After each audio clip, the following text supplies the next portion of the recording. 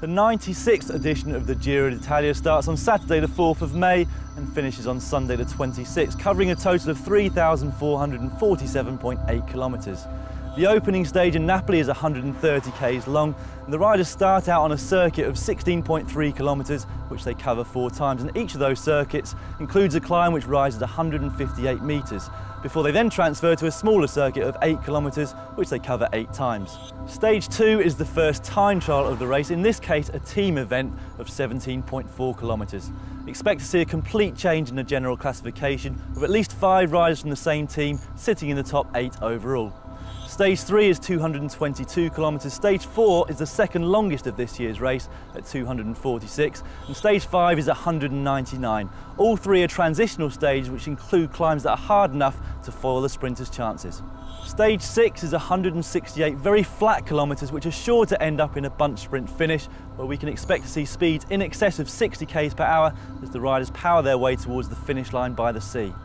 Stage 7 is 176 kilometres, which represents the end of Week 1.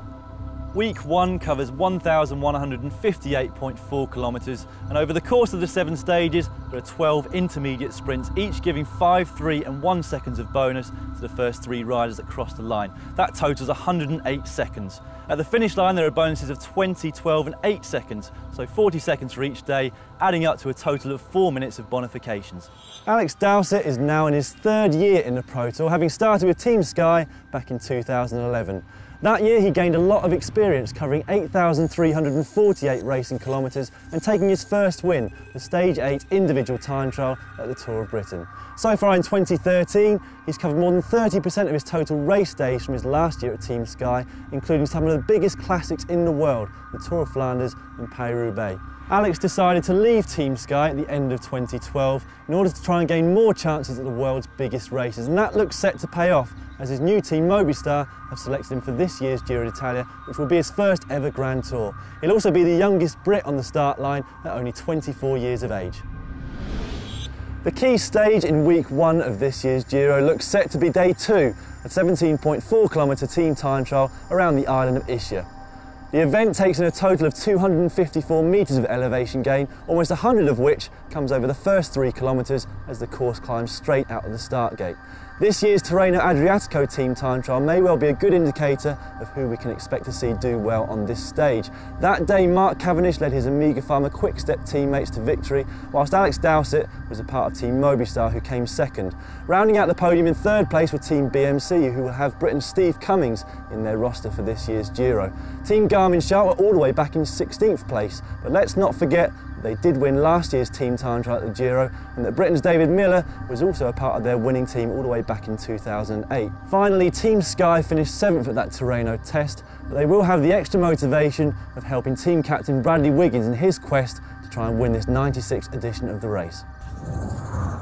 In all 3 Grand Tours, squads consist of 9 riders, and in the team time trial, it's the 5th rider across the line who stops the clock. The team time trial has actually been a regular feature of the Giro in modern times. Since 2006, there's been one every year, and interestingly, on 4 of those 7 occasions, the winning rider overall was also a part of the winning team time trial team, just going to show how important it is to have strong riders around you.